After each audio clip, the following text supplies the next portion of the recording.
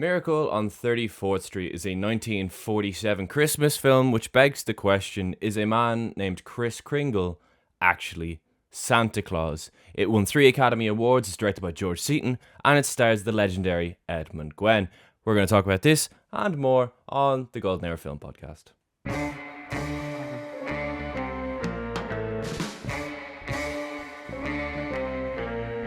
Hello everybody and welcome back to the Golden Hour Film Podcast and Merry Almost Christmas. Yes, we are in our jumpers. I'm just in a Gryffindor one because I'm not really much of a Christmas jumper kind of guy. However, my co-host and our guest host Shane has a lovely, lovely Christmas jumper on. Yeah, I'm a big Christmas jumper guy, so yeah. Just expect to see another one. Yeah, I next don't week, know. maybe. I kind of like my Christmas jumpers to be like some sort of theme or something. So yeah, the Gryffindor jumper is kind of like my unofficial Christmas jumper. That's the thing, you can Very wear that Slytherin any of time you. of the year, whereas I can't wear this in July, let's say. No, not that you would in that weather anyway, but you know, you get what I'm saying. Yeah. It depends what country you're in, I suppose. Yeah, that's true. But yeah, Miracle on 34th Street. It was remade, God knows how long after, in the 1990s, starring Richard Attenborough. But today we're talking about the classic. There's been a bunch of remakes, to be honest. There's been like 4 or 5 remakes from this film. Yeah. But if this is the OG. Yo, big time. Yeah, it had so many different names as well to begin with. And funnily enough, Maureen O'Hara, who's Irish, go on Ireland. Yep. She moved back to Ireland. And then when she read the script for this, she was like, actually, no. And she went all the way back and she filmed this film because the script was just too good to turn down. So good, in fact, it won 2 writing Oscars. It got the Oscar for Best Screenplay and the Oscar for Best Writing Original film. Originals, sorry. Yeah. As well as, of course, Edmund Gwenn, Rowley from Foreign Correspondent, getting the Academy Award for Kris Kringle. And I loved watching his acceptance speech. The first thing he said was, well, I guess Santa Claus is real. That's a great opening line. So good. But yeah, this whole film basically tackles that very question, both in a legal sense and in a, holiday kind of feel sense. Is Santa Claus real, and is he Kris Kringle, played by Edmund Gwenn? What did you think of this film? It's the first time you've seen this version, isn't it? This version, yeah. I've seen the 94, the 90s version, whatever year that came out, a bunch of times growing up. I think it was 94. That was one of the films that I grew up with big time when it came to it was a fixture in our household growing up, and I like it to a point, but I definitely am never. It's not one that I would seek out myself. I haven't seen it in a good few years now. But yeah, this is the OG, and spoiler alert, we'll get into our spoiler-free reviews and stuff. But I did enjoy this quite a bit more than the 94 version. To be honest, I just think there's more heart to it. And I don't know. I just prefer the performances. I do love. I was about to say David Attenborough. That'd be funny. I do love Richard Attenborough in the 94 version. But other than that, I think there's just something missing. I don't know. It doesn't really catch me in the feels. Yeah. Whereas this, I wouldn't say that I was it blew me away or anything, but I enjoyed it through. I did enjoy it through. Yeah, I'm a fan of this one as well, for sure. It's not my first time watching it, and I've actually never seen the 90s version, not for any particular reason, more so just because I'd already seen this one, and I knew from a bunch of people that it just wasn't as good, so I was kind of It's not very high up on my Christmas watch list as a result. That being said, this one, I'm a fan. I think Edmund Gwenn is fantastic. By all accounts, just a lovely man as well. Loads of interesting things about that guy. Born and raised in England, and then he moved over to Hollywood after the First World War, which he served in. And during the Second World War, his house got bombed. But yeah, just one interesting thing about that house. I somehow have mislaid my notes on this part. And basically, he said his biggest regret was that he actually had the largest collection of memorabilia from the first ever actor in history to get knighted by the Queen. He had all of his memorabilia, and obviously that collection would have been worth a lot of money these days, especially these days. Not that Edmund Gwenn's still alive or anything, but that was all lost in the rubble. And speaking of being lost, I don't know if you know, but Edmund Gwenn's urn went missing after he died. No. And a YouTuber found it last year. That's class. A YouTuber found it last year. So his urn had been missing for nearly 70 years. And a YouTuber last year found his urn and has since made a whole memorial for him. Apparently, there was this whole thing that a load of like old Hollywood actors' urns just went missing and got like lost in like underneath this big cemetery, and they all kind of got mislaid and mismatched. But this guy managed to find Edmund Gwenn's and has obviously, with the permission of Edmund Gwenn's surviving family, has put together a whole memorial, which is pretty cool. It is safe to say. But yeah, Edmund Gwenn, legend. Yeah, he's a legend. I love him in a film, one of the Hitchcock films actually that I saw not too long ago. Actually, The Trouble with Harry. Like I said, you can't trust those Harrys, but no, he's really good in I that. haven't seen it just because it besmirches my name, so I might never watch it. That's true. Yeah. No, in all honesty, or in all seriousness, he's great in that film. He's great in Foreign Correspondent. But yeah, in The Trouble with Harry, like he believes he's killed someone, but he plays it in such a jovial, jolly, and like kind of regretful manner that you can't help but hope he gets away with it. Does that make sense? Like, yeah, because he's such a likable on-screen presence, and as we see in this film, that's like, yeah, he's just very easy to root for, Edmund Gwenn. Even in Foreign Correspondent, I reckon he's playing a henchman. Like, he's so funny, and we couldn't help but love him. Couldn't help but love him. It's so easy to love him. Yeah, exactly. Yeah, just constantly trying to kill the main character, and yet we were cheering him on. Exactly. Yeah, terrible, but here we are. And yeah, I reckon we just get into it. So we follow a man who, let's not beat around the bush, is Kris Kringle, played by Edmund Gwenn. He's walking through the street and he sees a guy who, in the front display, the front window of his shop, he is getting ready for Christmas. He's organising his reindeers, and Kris Kringle knocks on the window, and your man opens the door, and he lets him know that he's actually put the reindeers in the wrong order.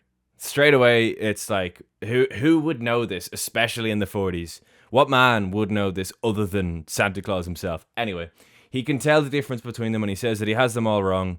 And the guy basically just looks at him as if he's an absolute nutcase. And this opening scene, I think, is a fantastic opening scene because it is basically the entirety of the film captured in one scene. Yep. He knows something. It's hard not to think that, like, only Santa would know this. But obviously, the human response is what this guy does, which is like, this fella's an absolute nut. All right, mate. Enjoy your day, but, leave me be. No, it's brilliant because, like, you do kind of, it is your earliest sign that this guy could be Santa Claus, but it's also like, he could just, I mean, if he is kind of telling himself porkies, if he is choosing to believe something that isn't real, it's possible that he could have created a whole fiction for himself, like as the order he would put the reindeer in, and is going by that logic kind of thing. So just because he's saying what order he would have them in, or what order Santa Claus would have them in, isn't necessarily saying that he is Santa Claus, because he could still be kind of having some delusions, let's say. It's a great scene. Yeah, and then we get a very, very brief glimpse at Doris Walker, played by Maureen O'Hara, who works for Macy's and is helping set up the parade. But Kris Kringle is just walking through the streets, and he actually gets to the float with Santa Claus on it, who is absolutely schmammered. He is, he's drunk, and he's lying on the side of the float, and Edmund Gwenn's character, Kris Kringle, is just like, you ought to be ashamed of yourself. I like how he's a totally lovely guy, but he's not afraid to like call people out. And this is another great introduction to like how, I guess layered this portrayal of Santa Claus, if he is Santa Claus, is, because like lots of these Santa Claus archetypes in film are just like, they're nice to everyone, and that's their downfall. He has an edge to him. Kris Kringle actually will like put you in your place. Yeah, like he does have a bit of an edge in terms of, there's actually one scene I think about later on we get to where he's kind of gets a little bit physical with someone as well. And obviously like that's something you, unless you're like doing an action version of Santa, which there's been a few of those in recent years. But like the traditional Bill Goldberg, David Harbour, J.K. Simmons in Red One. I haven't seen that, but anyway, like those kind of films where, probably won't. Like no, I probably won't watch that either, to be honest. But the traditional kind of portrayal of Santa, like you said, is like mild mannered, kind of like unassuming, quiet kind of thing. So already you can see he does have a bit of an edge. And yeah, he shows the Santa Claus how to use his whip as well because he's not doing it right. And then he basically just gives out. He just gives up and he's like, right, I need to find who's in charge. Who is Doris Walker, played by Maureen O'Hara. And he basically tells her that, Santa's drunk. And a very 1940s mindset. How could you let this happen to him? It was such a thing in the 40s. It's like, how could you, woman, let this man get drunk? Actually, no, it's actually not her fault at all. But anyway, that's just the times. And in the meantime, Walker is like, right, will you please be Santa Claus then? You seem to know everything about being Santa Claus. Will you be Santa Claus for this parade? And after some give and go, he accepts. So she's like, okay, grand. So she heads home. She doesn't live that far away. As a matter of fact, she lives at a place where her next door neighbor actually has an apartment overlooking the parade. And her daughter is actually in with the next door neighbor because they watch the parade pretty much every year together.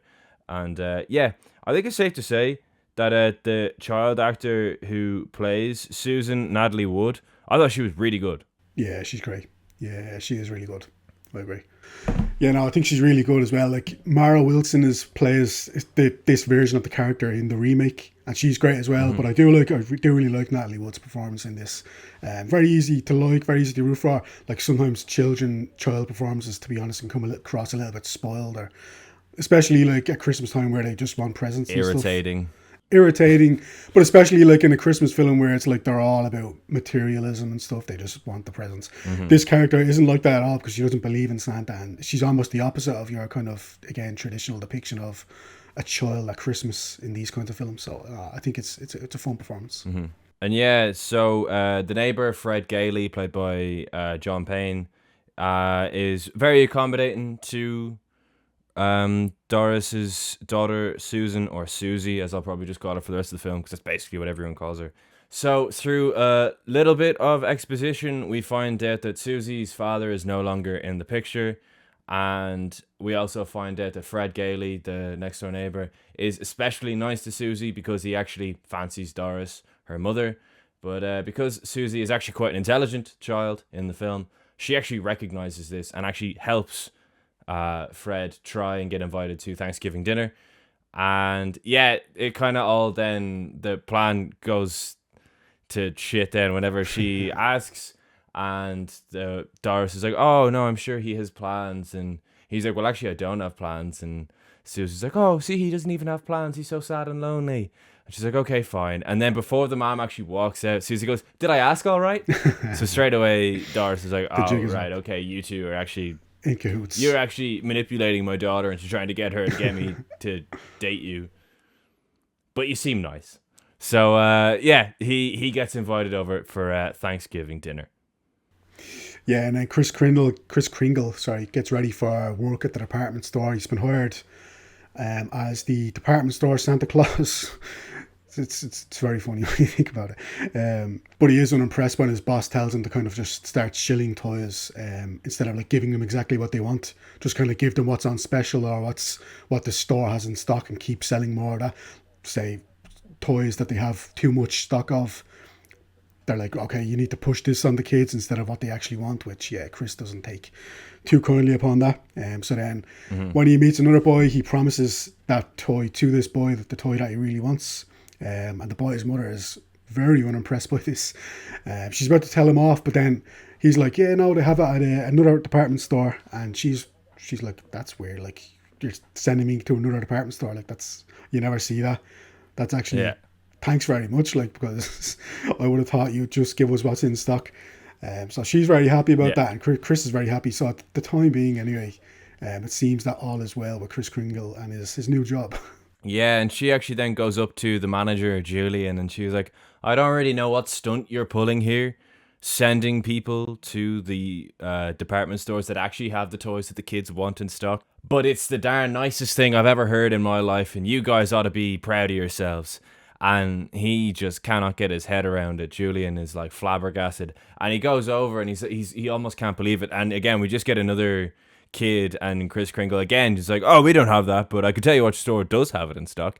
And Julian's just like absolutely bricking it because obviously he's the one who kind of really wanted this guy to get hired. He thought he was the man, for the job, and he's already shilling other people's toys because Kris Kringle hates commercialism. He's all for kids wanting presents, but his big gripe here in this case is the fact that Julian earlier asked him to convince kids to buy toys off a list of things that they actually overstocked, because obviously they'll end up losing money as a result. So then Fred Gailey, the next door neighbor, brings Susie up to Kris Kringle, and she doesn't believe that Santa's real, as you said.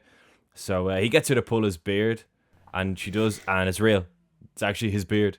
And first, she's kind of taken aback by it, but like her mom, because it's very much instilled by her mom, everything in her life is like logic based. Yeah. There's no such thing as like faith or hoping for a miracle on 34th Street to happen. Everything's like fact based, logic based. What's the most likely scenario?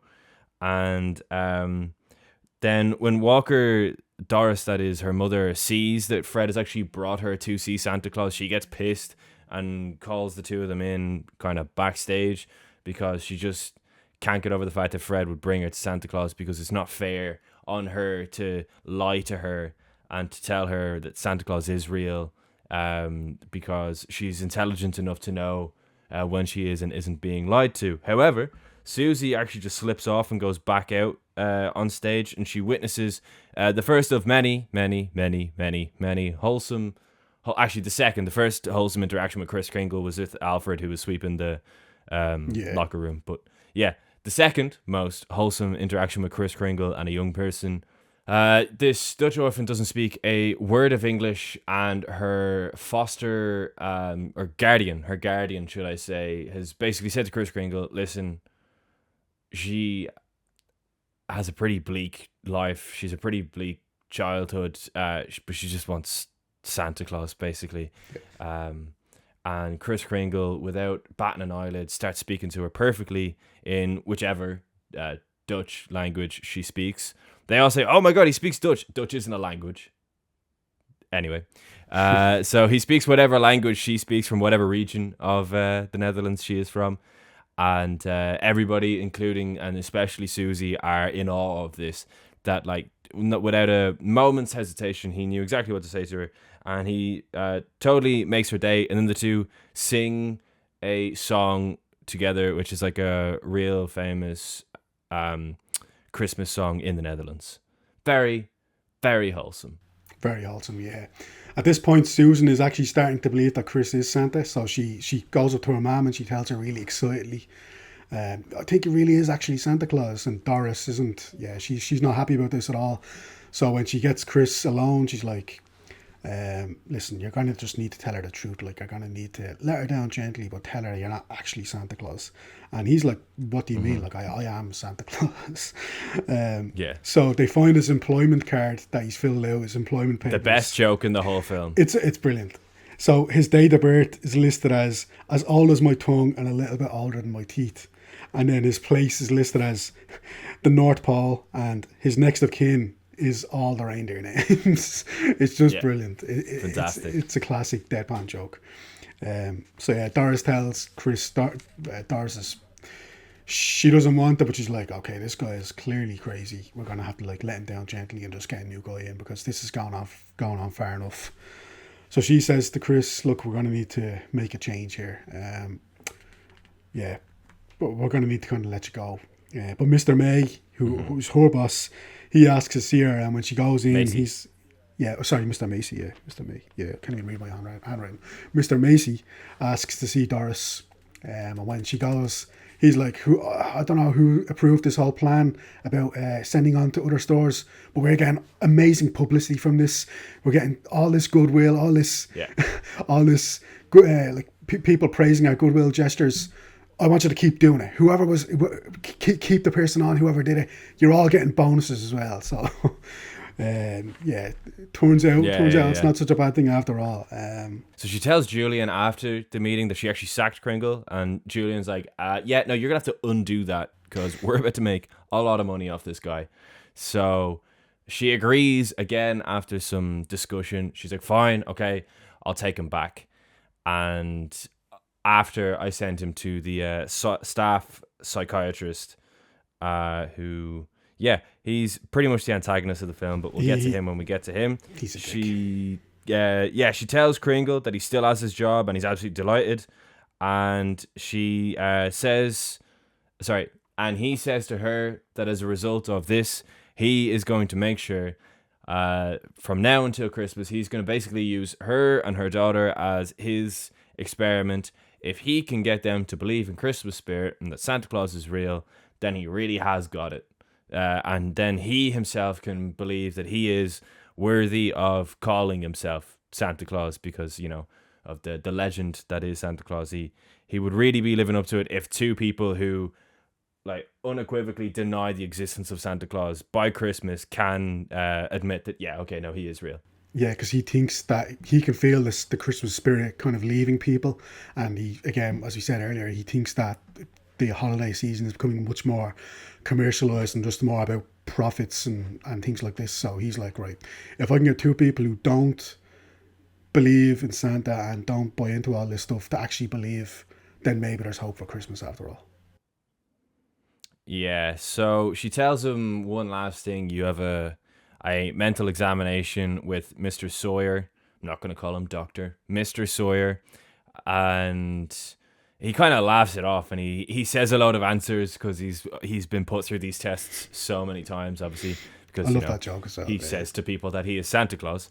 But the next day then he does this test, and he basically flies through the answers, but he keeps trying to, like, engage in extra conversation with Sawyer, just kind of asking him how he is, how's Christmas going, how's the wife and kids or whatever.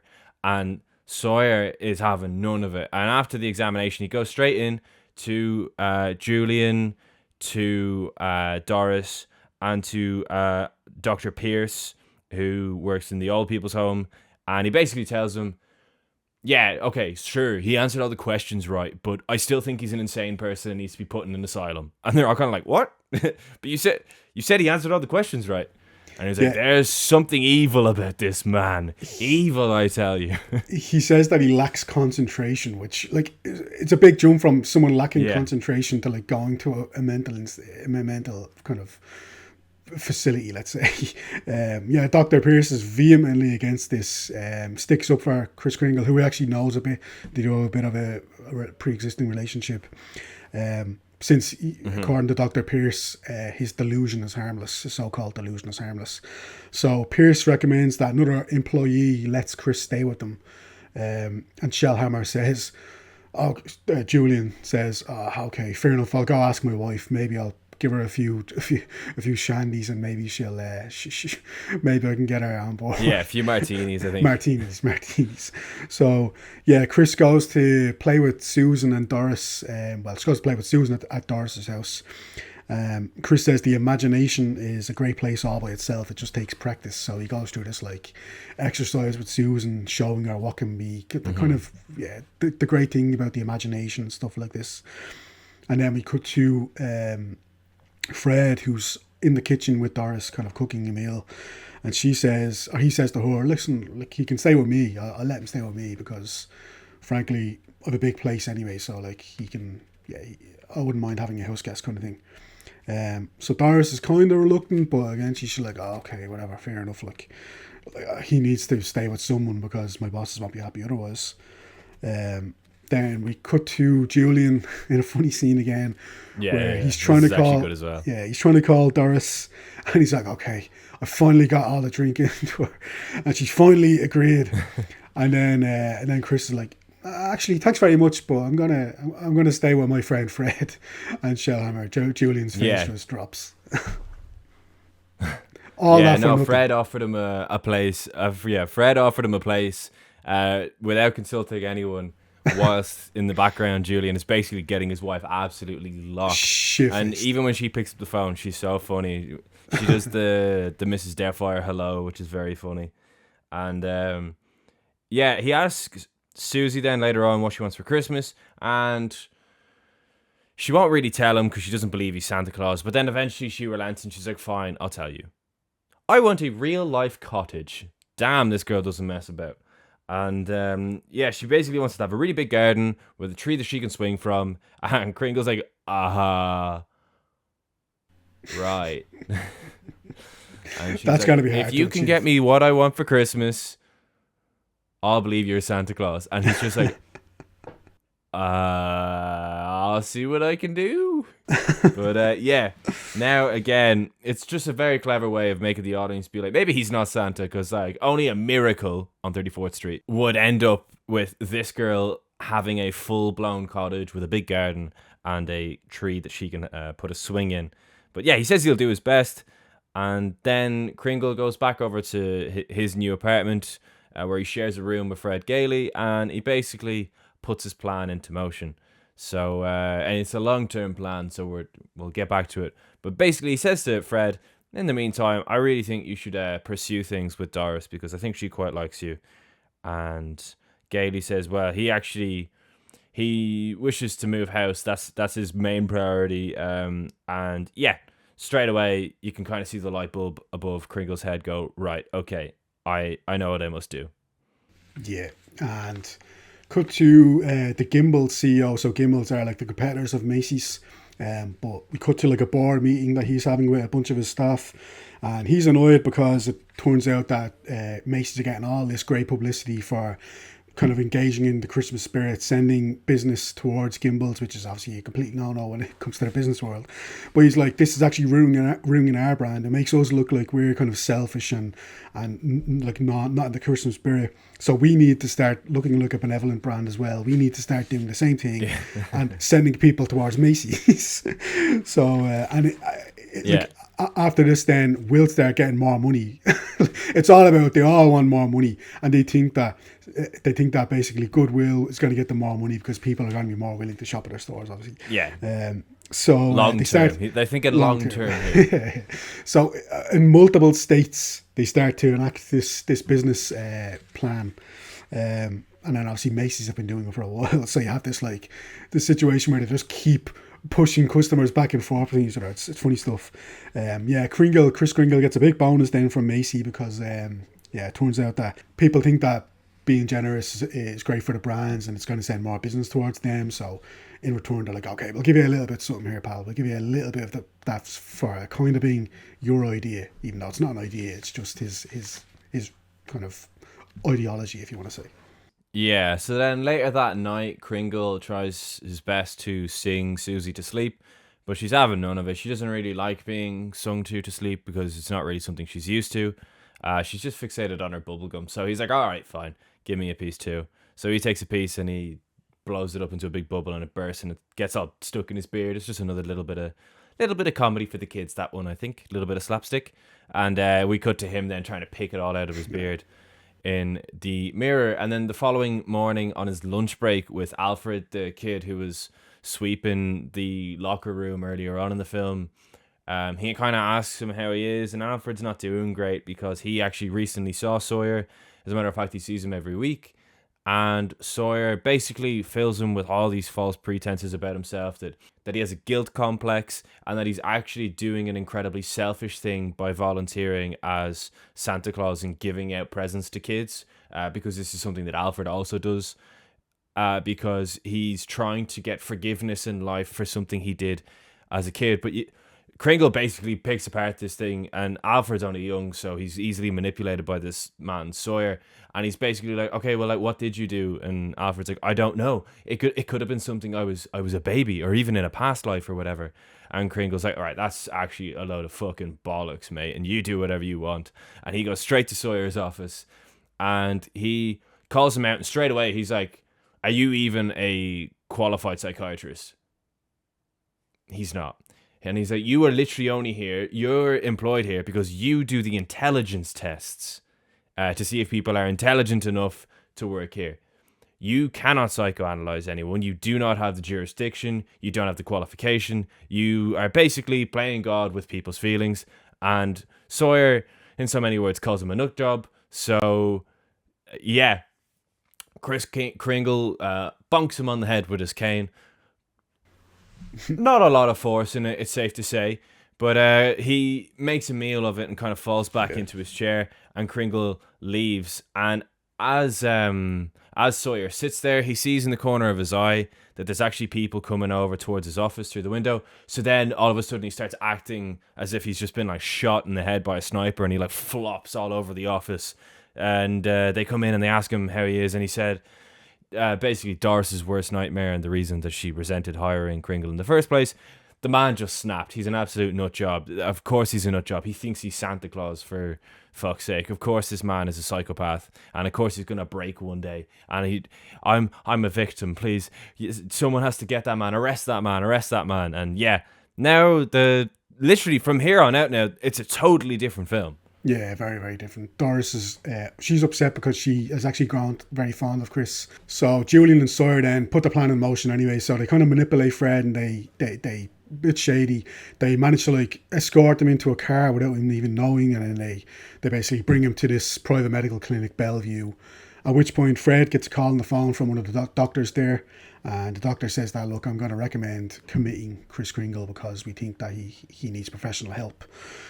So Fred goes to visit Kris in the clinic, and he realizes that the psych evaluation that they gave Kris, that Kris actually failed on purpose, because he's kind of lost all hope, and he's lost all hope for what Kris was supposed to be, and he's kind of giving up because he felt betrayed. He felt, actually, one of the things as well is he felt betrayed by Doris. He thinks that Doris kind of sold him down the river, when actually she didn't, as we know. She was sticking up from the whole time. But Fred then talks to Kris and says, look, I'm going to help. I'm going to get you out. I'm going to help you get out of here. Then Mr. Macy is apoplectic with Sawyer for putting this whole plan in motion. He's obviously thinking of the golden goose, his golden goose, the person who's going to make him a lot of money. But he's like, you're no right to have him committed. You better get this reversed or else. So he's going to be sacked if he doesn't get this commitment reversed. Yeah, and in the meantime, it turns out, so Fred is actually a lawyer, and he's a damn good one at that. And Kringle convinces, well, they kind of convince each other that between the two of them, they're going to get Kringle out of this place. So whenever Fred then goes to see the judge, the judge is convinced this is like an open and shut case of a madman who's attacked a man, and therefore will not even go to court with it. And Fred comes in and he's like, actually, no, we are going to court with it. We're fighting this. And he's like, what? This man literally thinks he's Santa Claus. What are you doing, Fred? And Fred's like, I'm telling you, we're fighting it. And because he said that, it's like, boom, okay, there's a court date and everything. It's now in court. And literally as he walks out, Sawyer's there and he's like, Mr. Macy sent me, quick. We have to scrap this whole thing. I need to remove my claim against him. I need to, quick, we got to break him out. I was so wrong. Mr. Macy's going to kill me. We got to think of the advertising. And John, I just called him by his fucking actor name. I feel like I'm talking about a wrestler, like out of kayfabe. And Fred turns to him and he's like, well, actually, it's too late. We are going to court. I'll see you there, buddy. And then he kind of stops and he's like, actually, yeah. Why don't we think about the publicity? Because, like, yeah, if Fred Gailey manages to legally get a man declared Santa Claus, declared Santa Claus, that is like one of the single greatest achievements in the history of law. Yeah. So yeah, Fred's just kind of like, yeah, actually, why don't we imagine the advertising that's about to come with this? Yeah, and Fred realizes they're going to need public opinion on the side, so very clever what they do. They obviously try and rally all the young little kids to Kris Kringle's side. So we got a funny scene then where the judge's grandkids start giving him grief for putting Santa Claus on trial. Yeah.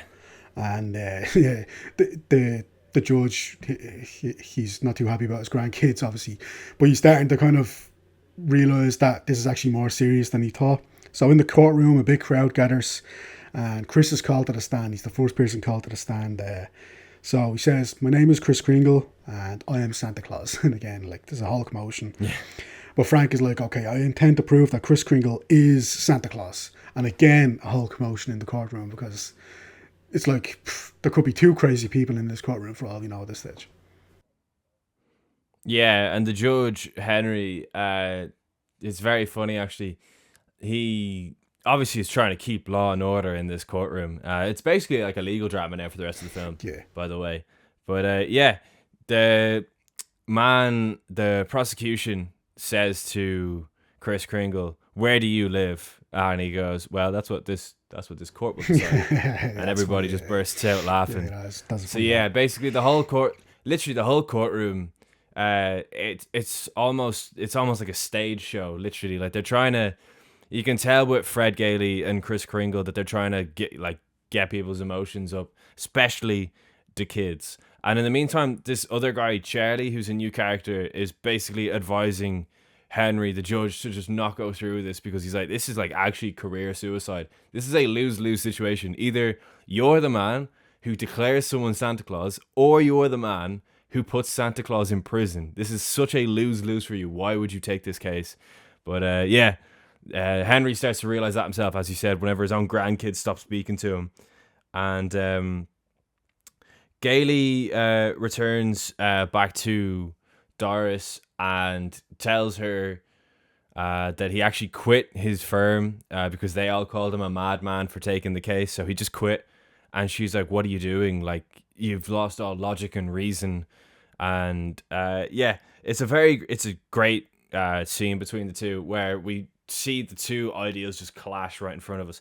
He, like Kris Kringle, is very much, well, actually, I'm his friend and I owe it to him. I have faith in him. And she's like, well, what's the point in faith? It's not going to get you anywhere in a court of law. And they effectively, they don't break up or anything, but they get into a huge argument and he storms out. Yeah. Next day, Mr. Macy is put on the stand and he says that it's again a funny scene. So he's asked, do you believe that Kris Kringle is Santa Claus? And he starts to imagine all it's like you can see his start to imagine like all the bad publicity if he gets up and he says that this guy isn't Santa Claus, and it's like all his sales will start to go down, all the store's reputation will go to the shit. So he's like, yeah, I believe he's Santa Claus, because he thinks he has no other way to say it. So then Mara, who's the prosecutor of the case, he requests an immediate ruling, because he's like, listen, this whole thing is an absolute charade. Like, what are we even doing here? So the Judge Henry says, look, we're going to order a recess.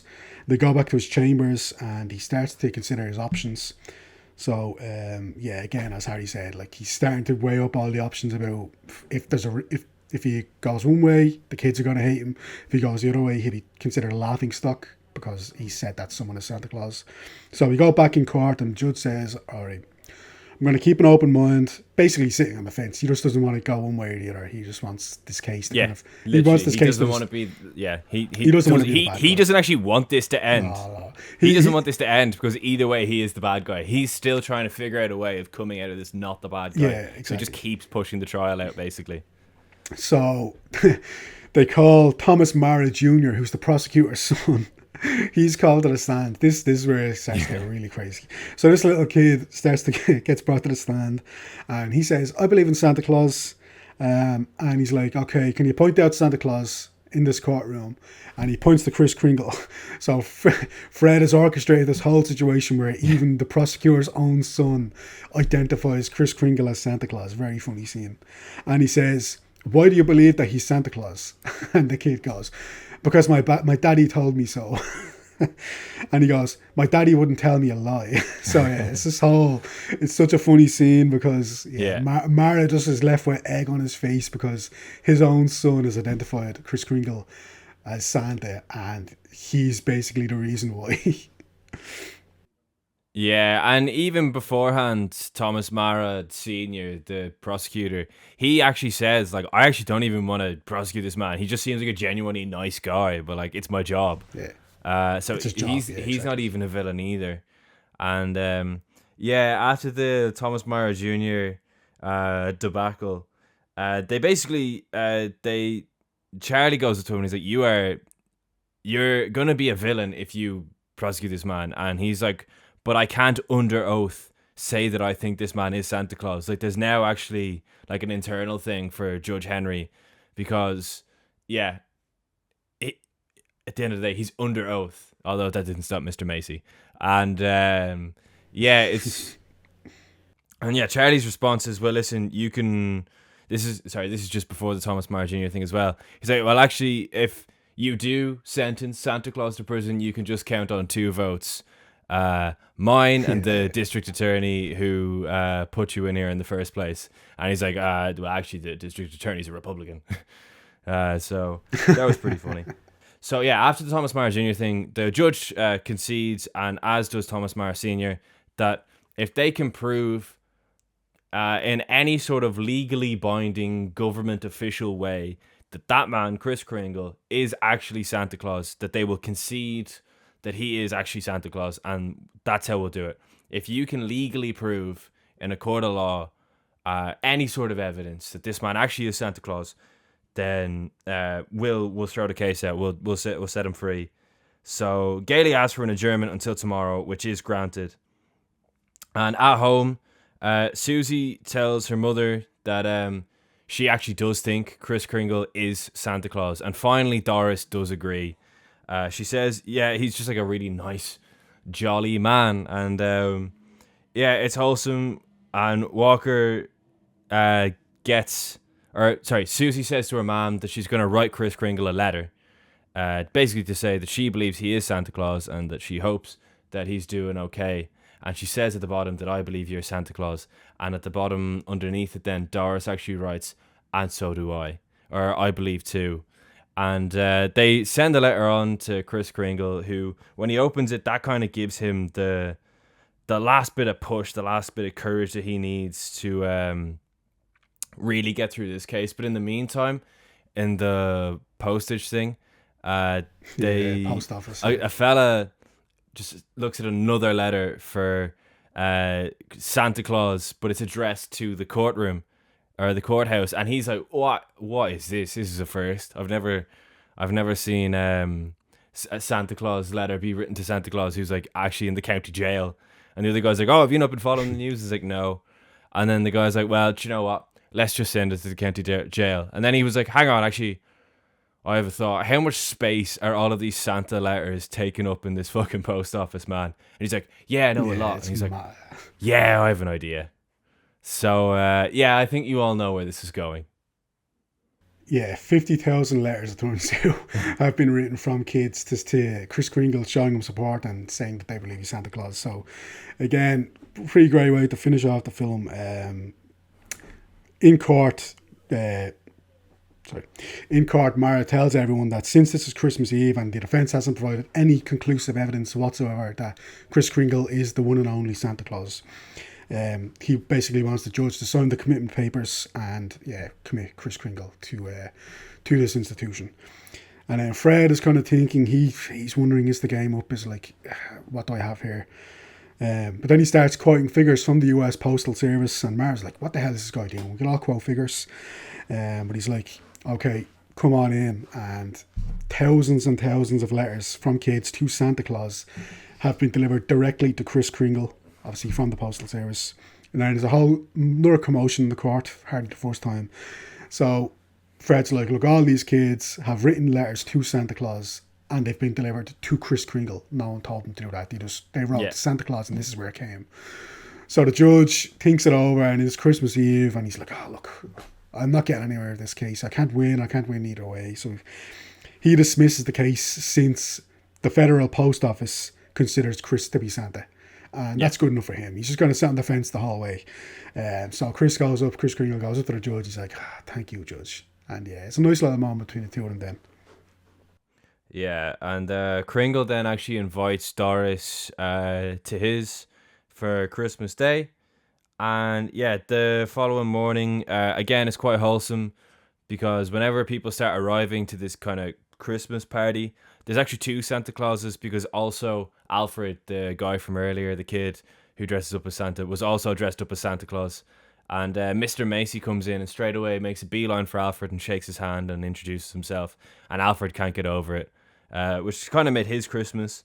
And yeah, Susie then gets quite upset. Spoiled little fucking brat because her cottage isn't... No, I'm joking. No, but Susie does get quite upset because she goes to look underneath the Christmas tree and obviously her present isn't there. There is no giant cottage, life-size cottage underneath the Christmas tree. A swing and a... Yeah. So it's kind of ruined. It's sort of ruined her Christmas because she's like, oh my God, I guess he just isn't Santa Claus.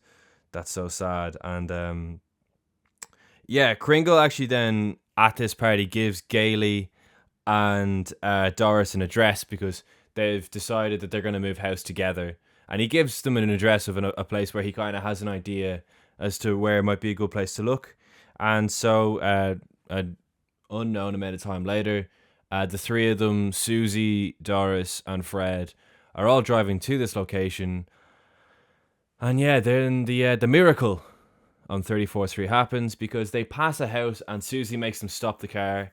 And they pass a house that is identical to the picture she had of her dream cottage. And she goes, wait, I just need to check something. And she just runs into the house and they run in after her. And she runs outside and she sees that there is actually a giant tree in the back garden where you could put a swing. And they're like, oh my God, like that's a really weird coincidence, isn't it? And then they all look in the corner and lo and behold, it's Kris Kringle's cane in the corner of the house. Only he would know that if they went here, that they would find the cottage that looks identical. Therefore, maybe it is a miracle. Maybe he is Santa Claus. But I do like that they leave it a little bit ambiguous because that is where the film ends. Yeah, it's just enough ambiguity. Yeah, like, just enough. Yeah. Yeah. And that's the miracle on 34th Street. I really like this. Yeah, exactly. He could just be a rich man like who. Yeah. Yeah. Could just be a legit, just nice guy. But no, I choose to believe. Yeah, spoiler alert, I think he's Santa Claus. And yeah, I really like this. I think Edmund Gwenn's fantastic as Kris Kringle.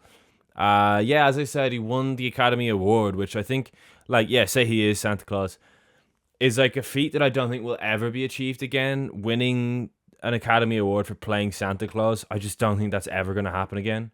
So that's a pretty cool feat for Edmund Gwenn to have.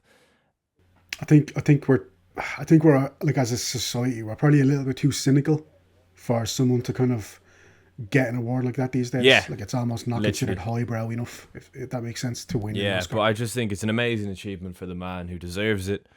And yeah, that is Miracle on 34th Street. As I said, really liked it. It's a classic Christmas movie for me. I gave it 3.5 stars.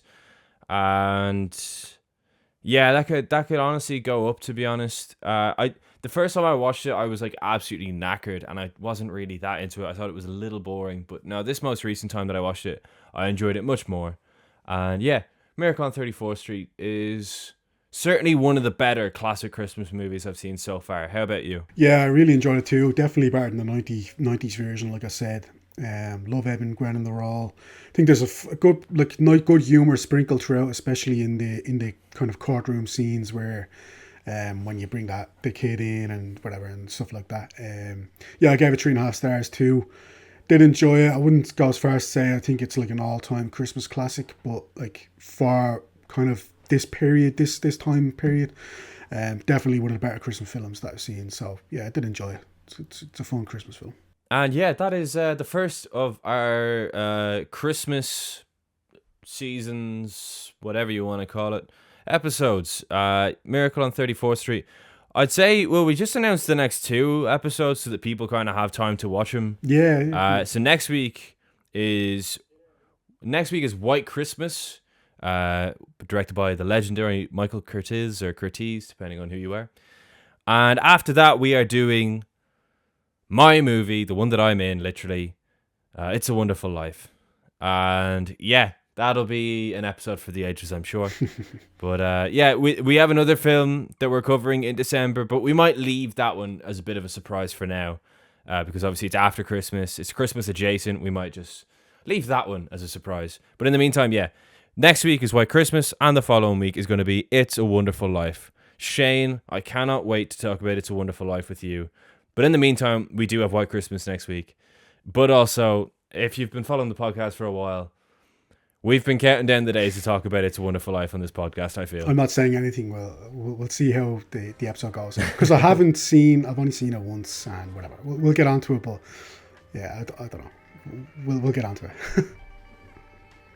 Yeah, it'll be an episode for the ages, as I said. In the meantime, that was the Golden Hour Film Podcast. That was Miracle on 34th Street. Next week, White Christmas. I reckon for next week's episode, we'll also talk about what movies we watched recently. How about that? Yeah, I'm fine with that, yeah. Yeah. All right, sweet. So next week, White Christmas. See you then. Thanks.